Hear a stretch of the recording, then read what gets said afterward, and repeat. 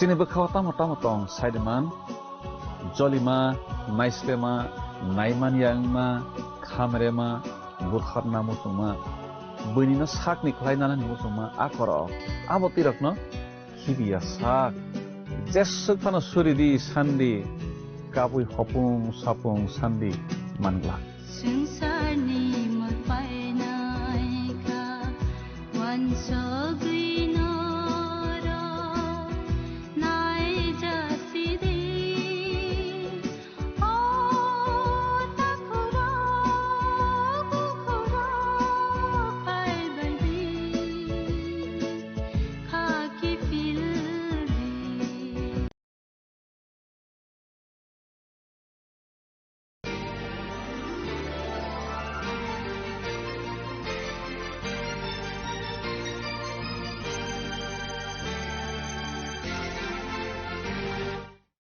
আশাময়ী নারী অনুষ্ঠানের আরেকটি নতুন পর্বে আপনাদের সবাইকে স্বাগত।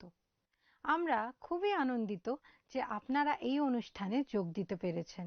আমাদের আজকের বিষয় হলো আপনার জীবন রক্ষা করার জন্য সেটা হারিয়ে ফেলা বা এটা ক্ষতিস্বরূপ খ্রিস্টকে যখন প্রেগ দিয়ে ক্রুশের উপর ঝুলিয়ে দেওয়া হয়েছিল, তখন যে তিনি কেবল আমাদের পাপের জন্য মৃত্যুবরণ করেছিলেন তা নয়, কিন্তু আমাদের নিজেদের জন্যেও করেছিলেন। আমরা কৃত এবং সম্পূর্ণরূপে পরিশোধিত। আমরা তারই। আমরা উপলব্ধি করি যে তাকে গ্রহণ করার পর আমাদের জীবন আর আমাদের নিজেদের নয়। আমরা এও বুঝতে পারি যে এই জীবনে তিনি আমাদের সবকিছু, ঈশ্বরের কাজের জন্য একটি যন্ত্র এবং হাতিয়ার হয়ে ওঠা আশীর্বাদের বিষয়। আর প্রত্যেক দিন প্রত্যেক খ্রিস্ট বিশ্বাসীদের জীবনের লক্ষ্য হওয়া উচিত।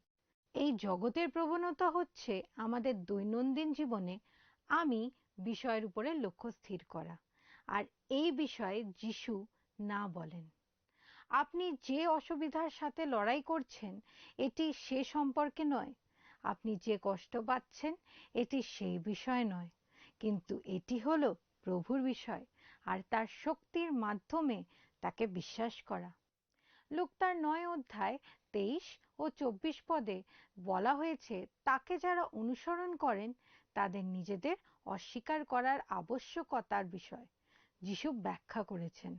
লূক তার 9 অধ্যায় 23-24 পদে লেখা আছে, আর তিনি সকলকে বলিলেন, কেহ যদি আমার পশ্চাৎ আসিতে ইচ্ছা করে, তবে সে আপনাকে অস্বীকার করুক, প্রতিদিন আপন ক্রুশ তুলিয়া লউক এবং আমার পশ্চাৎগামী হোক। কেননা যে কেহ আপন প্রাণ রক্ষা করিতে ইচ্ছা করে, সে তাহা হারাইবে, কিন্তু যে কেহ আমার নিমিত্ত আপন প্রাণ হারায়, সে তাহা রক্ষা করিবে। তুমি কি আমাদের এই পথ দুটি ব্যাখ্যা করে বলবে প্লিজ? নিশ্চয়ই। কোনো ব্যক্তি যদি যিশুকে প্রত্যাখ্যান করে আর পৃথিবীতে সবচেয়ে ধনবান এবং শক্তিশালী হয়ে ওঠে, তাহলেও সে একটি দুর্বল সিদ্ধান্ত নেবে। আজ না হয় কাল জাগতিক বিষয়গুলি ফিকে হয়ে যাবে, আর সেই ব্যক্তি তার এমন একটা বিষয় যা তার জন্য চিরস্থায়ী ছিল সেটাই হারিয়ে ফেলবে। মথি তার 16 অধ্যায় 27 পদে আমাদের বলা হয়েছে যে অনুমান করার দিন আগত, কেননা মনুষ্যপুত্র আপন দূতগণের সহিত আপন পিতার প্রতাপে আসিবেন, আর তখন প্রত্যেক ব্যক্তিকে তাহার ক্রিয়া অনুসারে প্রতিফল দিবেন। কোনো ব্যক্তির আত্মার চেয়ে মূল্যবান আর কিছুই নেই। কোনো ব্যক্তি যখন স্বর্গের বদলে জগৎকে জড়িয়ে ধরবার সিদ্ধান্ত নেয়, সে তখন তার আত্মাকে নষ্ট করে ফেলে। এই জীবনে যে কোনো বিষয়ের জন্য যদি কোনো ব্যক্তি খ্রিস্টকে প্রত্যাখ্যান করে, তাহলে সে তার আত্মাকে হারাবে। বাইবেলে এই ধরনের কিছু ব্যক্তি ছিলেন যারা জীবনে মূর্খের মতো সিদ্ধান্ত নিয়েছিলেন। এসো, সামান্য ডালের জন্য তার জ্যেষ্ঠাধিকার তুচ্ছ করেছিলেন। জিহুদা রৌপ্য মুদ্রার জন্য পরিত্রাতাকে বিক্রয় করে দিয়েছিলেন। দিমা বর্তমান যুগ ভালোবাসাতে প্রচার কাজ পরিত্যাগ করেছিলেন। এই তিনজনেই ভেবেছিলেন যে তারা কোনো কিছু লাভ করছেন, কিন্তু আসলে তারা সমস্ত কিছু হারিয়ে ফেলেছিলেন। সারা জগৎকে লাভ করার অর্থ হলো জগৎ যা দিতে চায় সেগুলো গ্রহণ করা, যেমন টাকা, পয়সা, খ্যাতি, সুখ, শক্তি, সম্পত্তি ইত্যাদি।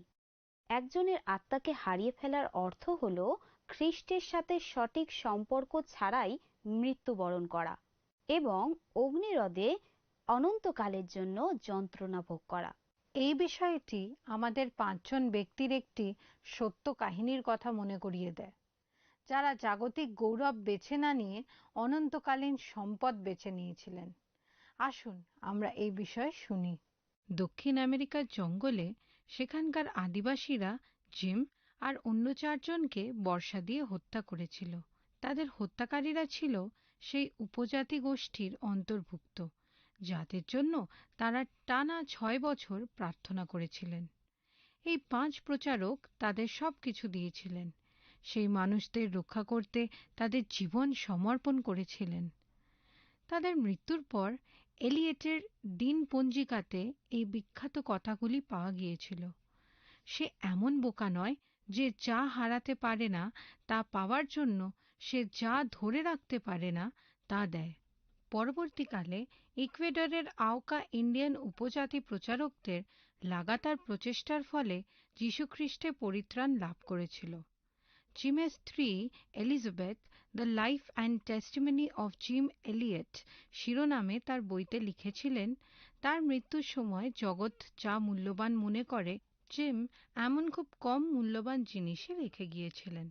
উত্তরাধিকার সূত্রে কোনো কিছুই নয়।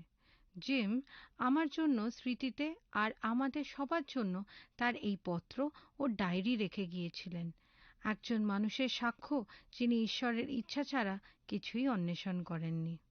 ঈশ্বরের আনুগত্যের জন্য আমাদের সমস্ত মূল্য দিতে হতে পারে, কিন্তু তার পুরস্কার অমূল্য, জাগতিক মূল্যের বাইরে। কি অসাধারণ সাক্ষ্য! আমাদের এই পৃথিবীতে থাকাকালীন আমরা হয়তো জানতেও পারবো না বা কল্পনাও করতে পারবো না স্বর্গে জিন কি পুরস্কার পেয়েছিলেন। তার মৃত্যুর সময় থেকে তার কাহিনী লক্ষ লক্ষ মানুষকে অনুপ্রাণিত করেছিল। তার উদাহরণ অসংখ্য জীবনকে খ্রিস্টের দিকে চালিত করেছিল এবং আরো অনেককে একই রকম ভাবে খ্রিস্টের জন্য আত্মত্যাগ করা বেছে নিতে দিয়েছিল। আমরা যখন যীশুখ্রিস্টের জন্য সমস্ত কিছু ত্যাগ করি, আমরা তখন অনন্ত জীবন লাভ করি। ফিলিপিও 3:8 তিনি আমাদের বলেছেন, আর বাস্তবিক আমরা প্রভু খ্রিস্ট যিশুর জ্ঞানের শ্রেষ্ঠতা প্রযুক্ত আমি সকলই ক্ষতি বলিয়া গণ্য করিতেছি। তাহার নিমিত্ত সমস্তেরই ক্ষতি সহ্য করিয়াছি এবং তাহা মল্লবৎ গণ্য করিতেছি। সকলই ক্ষতি বলিয়া গণ্য করিতেছি। তুমি যখন তোমার জীবন যিশুকে দাও, তখন এমনই হয়। এটা ছাড়া শিষ্য হওয়া যায় না। এখন আমরা এটাই দেখি খ্রিস্টের জন্য সকলেই ক্ষতি বলে গণ্য করার অর্থ কি। হ্যাঁ, তার জীবনের পরিবর্তনের বিষয়ে প্রেরিত পৌল কি বলেছেন সেটা একবার দেখি। তিনি ফিলিপিও 3:4-14 সম্পূর্ণ পরিবর্তনটা ব্যাখ্যা করেছেন।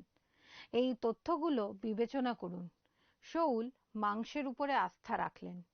পৌল ভ্রান্ত শিক্ষকদের সঙ্গে একটি প্রতিদ্বন্দ্বিতা কল্পনা করেছেন, যেখানে তারা মাংসের উপরে আস্থা রাখার কারণ তুলনা করেছেন।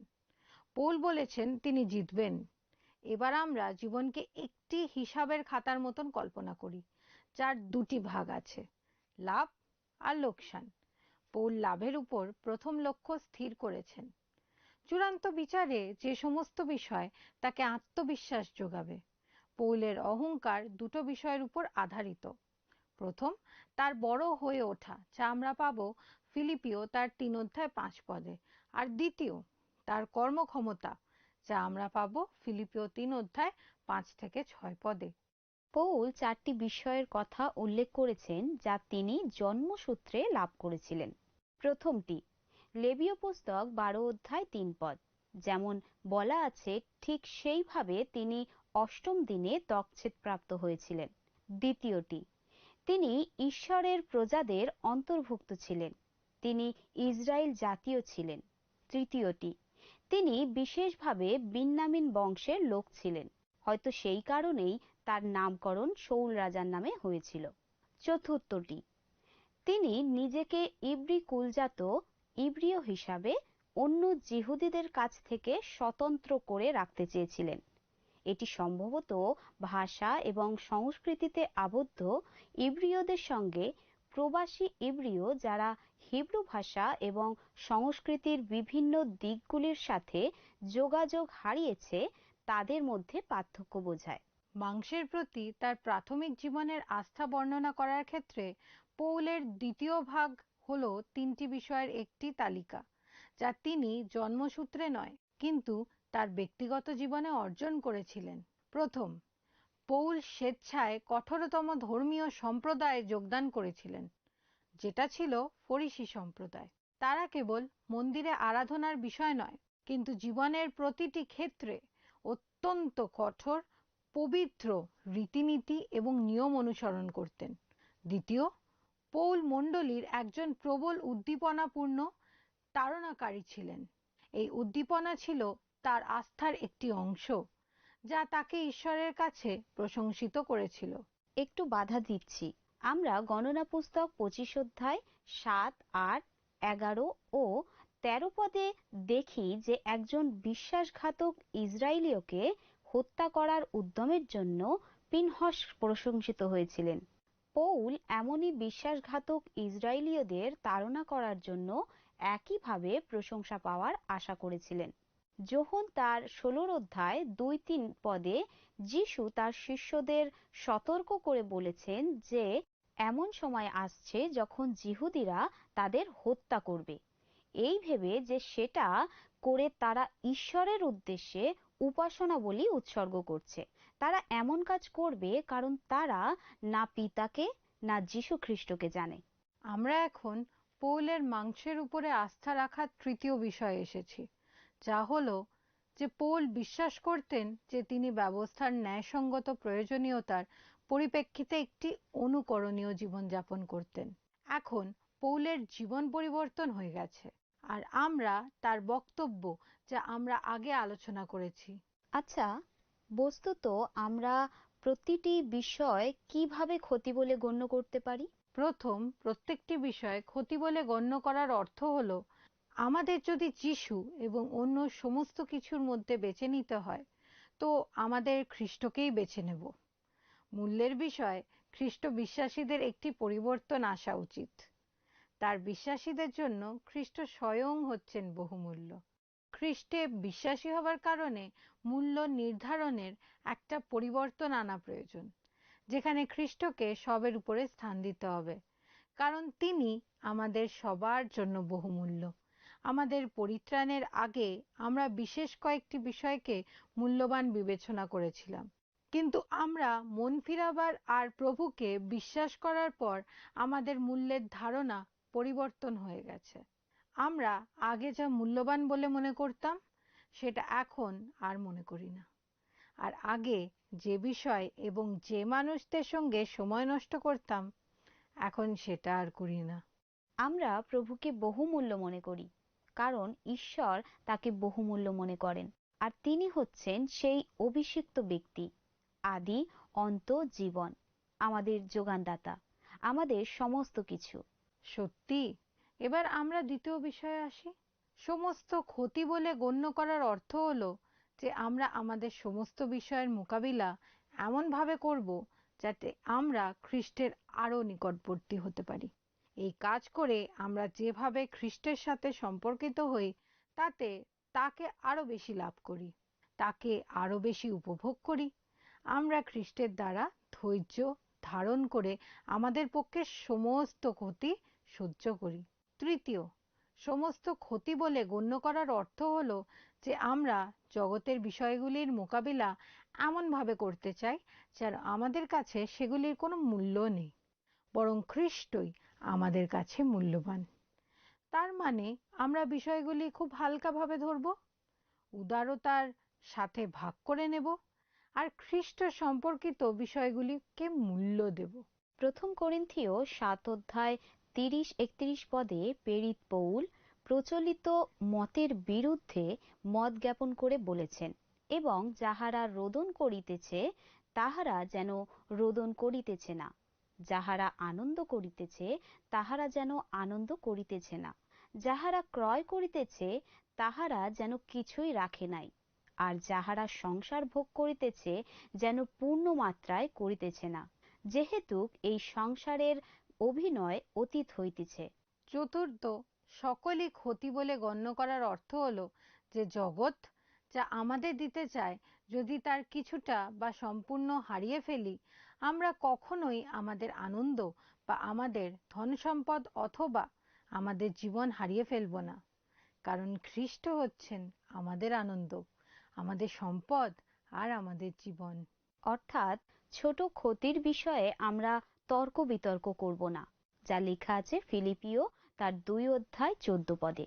আর বড় ক্ষতির বিষয়ে আমরা শোক করব ঠিকই, কিন্তু যাদের কোনো প্রত্যাশা নেই তাদের মতো শোক করব না, যা লেখা আছে প্রথম থিসলনিকীয় 4 অধ্যায় 13 পদে।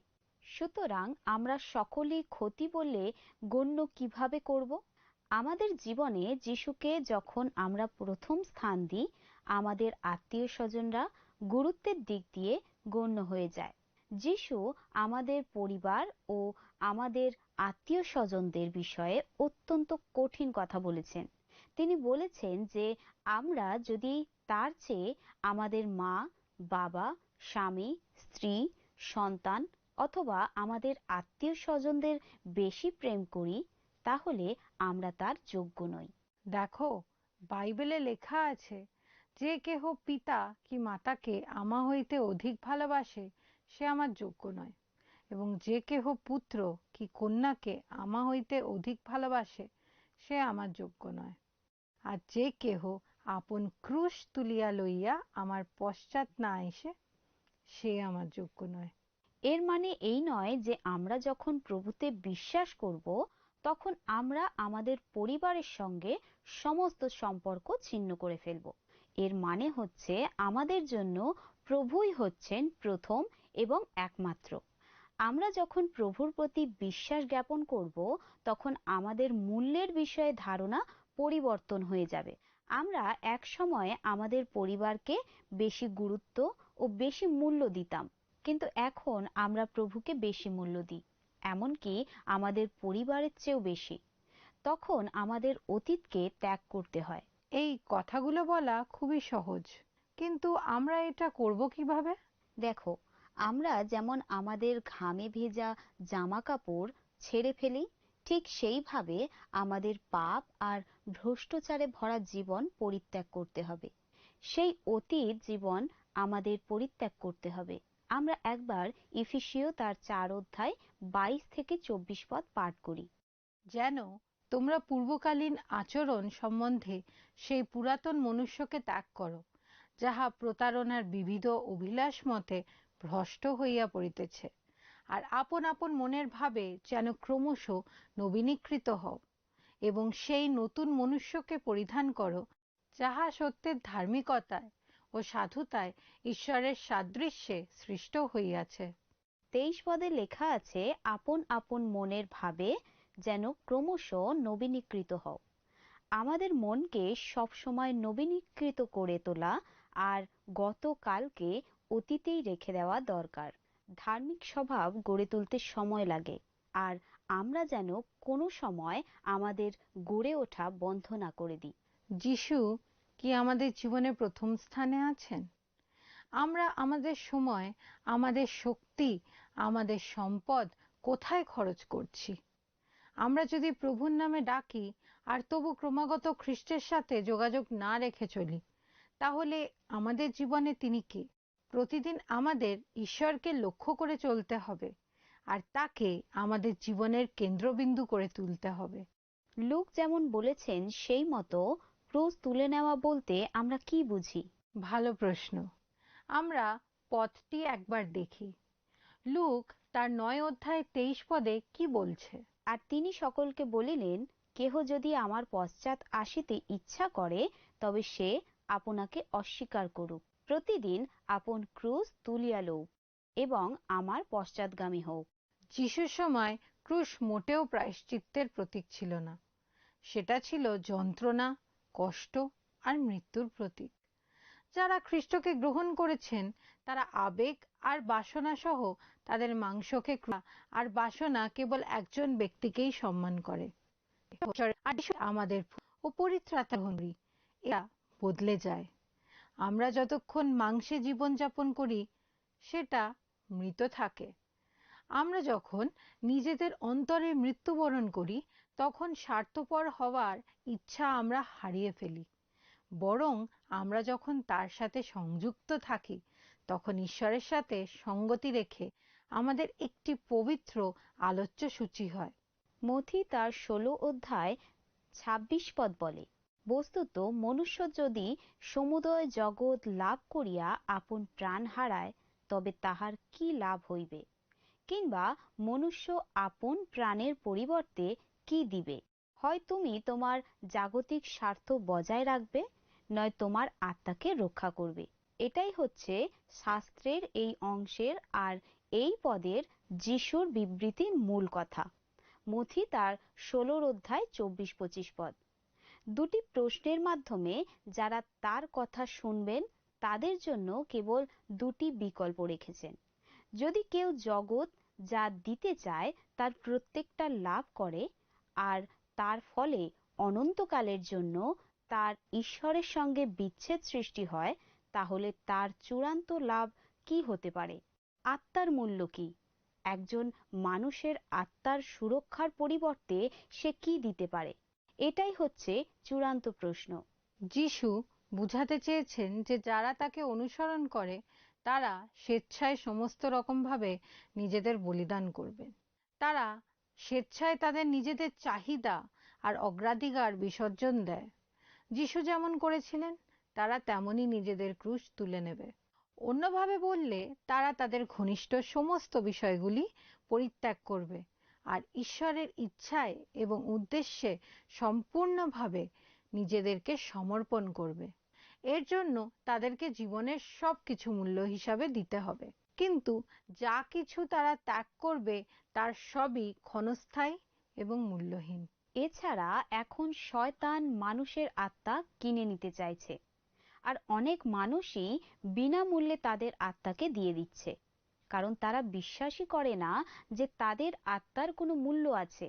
শয়তান যখন প্রভুর কাছে এসেছিল তাকে প্রণাম করার আর তার আত্মার বিনিময়ে তাকে সমস্ত জগৎ দিতে চেয়েছিল, কিন্তু প্রভু ঈশ্বরকে সমস্ত কিছুর থেকে বেশি মূল্যবান বলে বিবেচনা করেছিলেন আর তিনি ঈশ্বরকেই বেছে নিয়েছিলেন। এটাই ছিল বাইবেলের একমাত্র দৃষ্টান্ত যখন শয়তান কোনো মানুষের আত্মার জন্য উচ্চ মূল্য দিতে চেয়েছিল, কিন্তু সে অসফল হয়েছিল। শয়তান আমাদের ছোটখাটো সুবিধা, কোনো ক্ষুদ্র লাভের লোভ দেখায় যাতে আমরা তাকে আমাদের আত্মা দিয়ে দিই। আমাদেরকে আমাদের আত্মার পবিত্রতা সংরক্ষণ করতে হবে এই জগতের সমস্ত কিছু পরিত্যাগ করার মাধ্যমে। পাপের গুরুত্বটা এবং পরিণতির তুলনায় আমাদের দেহের মূল্য সম্পর্কেও আমাদের গুরুত্ব সহকারে ভাবতে হবে। ঈশ্বরের দৃষ্টিতে পাপ একটি অতি ভয়ানক বিষয়। কোনো ব্যক্তি জগতের প্রতি ভালোবাসা পরিত্যাগ করতে পারে, কিন্তু সে হয়তো তার দেহের প্রতি ভালোবাসা পরিত্যাগ করতে পারে না। কল্পনা করুন আপনি আপনার বন্ধুদের সঙ্গে একটি হোটেলে খেতে গেছেন। আপনাদের মধ্যে কয়েকজন খুব আনন্দ সহকারে মেনুতে যা যা আছে সবই অর্ডার করেছে, যদিও তারা জানে যে মেনুতে যা যা দেওয়া আছে তার মধ্যে কিছু খাবার স্বাস্থ্যের পক্ষে মোটেও ভালো না। সেগুলোর স্বাদের বিষয়ে বলা হয়েছে আপনার জীবনের একটা অর্থ এনে দেবে। কয়েকজন কেবল জল খাওয়া বেছে নিয়েছে, বাকিরা যারা ছিল তারা না খেয়ে থাকা আর পেট ভরে খাওয়ার মাঝামাঝি অবস্থায় থাকলো। খাওয়া শেষ হলো, সবাই তাদের বিল পেল, আর দেখা গেল সবাই সমান অঙ্কের বিল পেয়েছে। যিশু আমাদের বিল নিয়ে নিয়েছে, আর আমরা যা কিছু অর্ডার করেছি সবই তার কাছে চলে গেছে। আমাদের কোনো দামই দিতে হবে না, কিন্তু তবু আমরা তাকে আমাদের বিল চোকাতে দিই না, আমাদের গর্ব, অজ্ঞানতা বা দোষের কারণে। কিন্তু আমাদের প্রেমময় উদ্ধারকর্তা আমাদের বিল নেওয়ার জন্য তার হাত এখনো বাড়িয়ে রেখেছেন। আমাদের কেবল তাকে বিলটা ধরিয়ে দিতে হবে আর তাকে আমাদের হয়ে মূল্য চুকাতে দিতে হবে। আসুন বন্ধু, আমরা প্রার্থনা করি। আসুন প্রার্থনা করি। পবিত্র পবিত্র মঙ্গলময় প্রভু, দয়াময় ঈশ্বর, তোমাকে ধন্যবাদ জানাই প্রভু। তুমি সুন্দর সময় দিলে প্রভু, যখন আমরা তোমার কাছে বসে প্রভু তোমার চরণে বসে তোমার বাক্য সকল অধ্যয়ন করলাম প্রভু, এবং সেই মতো তুমি আমাদের জীবনে প্রভু তোমার কাজ, তোমার আশীর্বাদ বজায় রেখো। আমাদের দর্শক বন্ধু যারা এই অনুষ্ঠান দেখছে প্রভু, তাদের প্রত্যেককে তুমি তোমার এই বাক্য বুঝতে এবং জীবনে পরিচালনা করতে সাহায্য করো। এই ছোট প্রার্থনা যিশু নামে চাই, আমেন। আজ তাহলে এখানেই সময় শেষ। প্রিয় দর্শক বন্ধুরা, আগামী পর্বে আবার সাক্ষাৎ হবে। স্ক্রিনে দেওয়া মিসড কল নম্বরে একটি মিসড কল দেওয়ার অনুরোধ রইল, আর প্রার্থনার নম্বরে আমাদের ফোন করুন। ভালো থাকবেন। নমস্কার।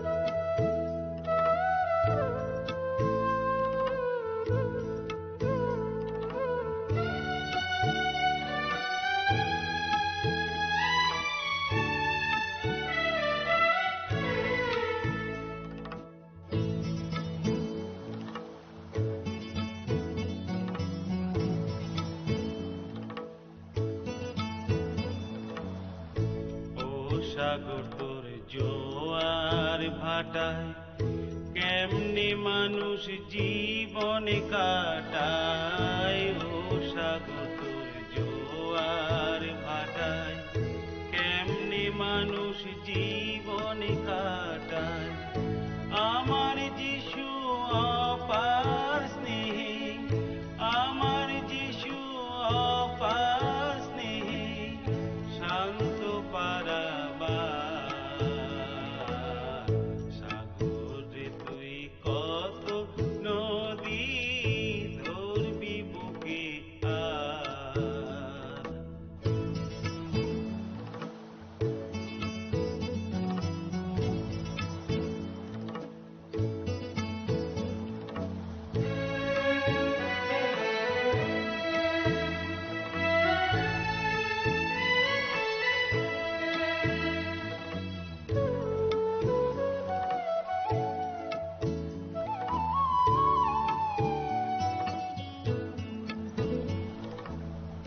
সাগরে তোর বুকের মাঝে মুক্ত মনিহার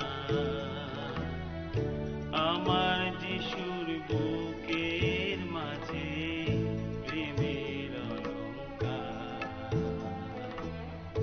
ও সাগর তোর নোনা জলে ডুব দিলে কি না পড়ে ও সাগর তোর নোনা জলে ডুব দিলে কি সোনা ফলে যিশুর বুকে ডুবলে মেলে যিশুর বুকে ডুবলে মেলে মুক্তি সরাত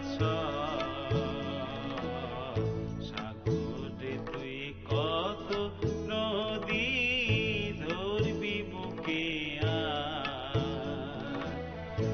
আমার যিশু আপন করে অনন্তকাল আছেন ধরে জগৎ সংসার সাগরে তুই কত নদী ধরবি বুকে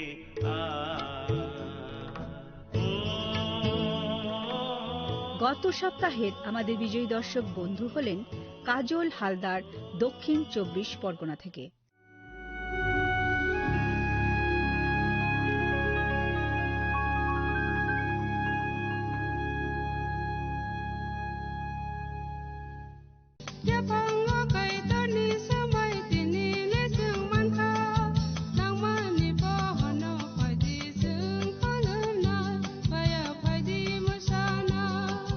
kok naya borok ni langmawo hamsa mengkeri simia mas ma komor nai kok khanai borok ni langmawo khe hamsa mengphainai simia ayo kolok bo nai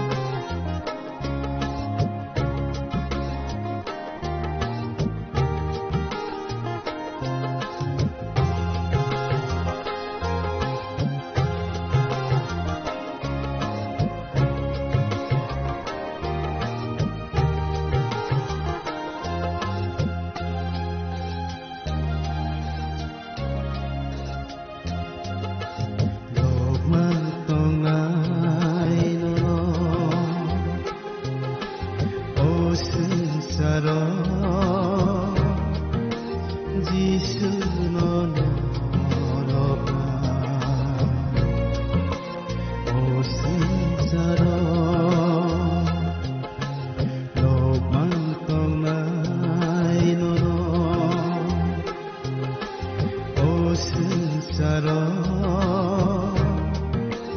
जिसुनो नलगा ओ संसार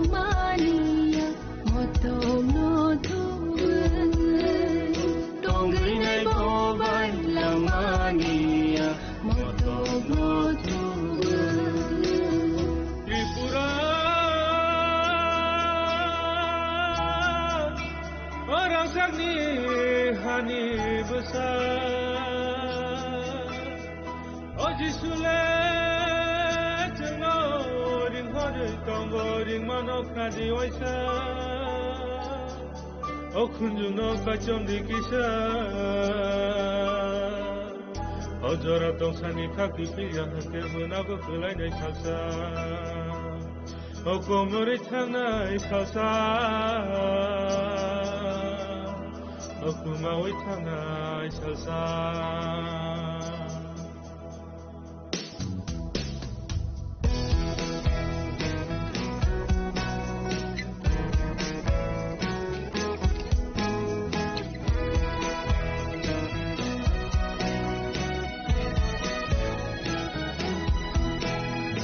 त्रिपुराहानि Tripuri दोफा 장거리 가디바 허람 샤호리 리허로 지시 군주가 좀비바 안쪽더라니 살점 살파이가 두마시 사디바 하이디바야사 하이디 잘라이사 하바와 방나이나니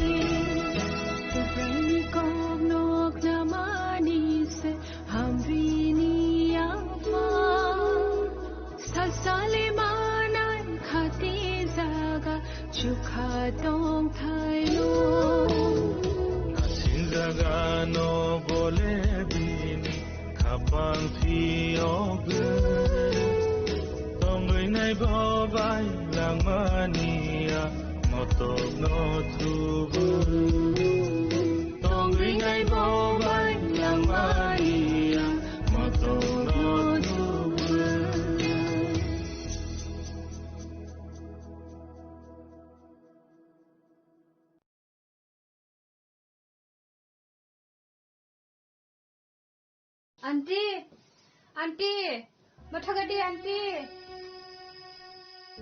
Among papa, ani lama belai no jungjalo kalaisa salgru no te tomani tongmu. Awan andi nang kaitar tongo hindi jeng suriyane.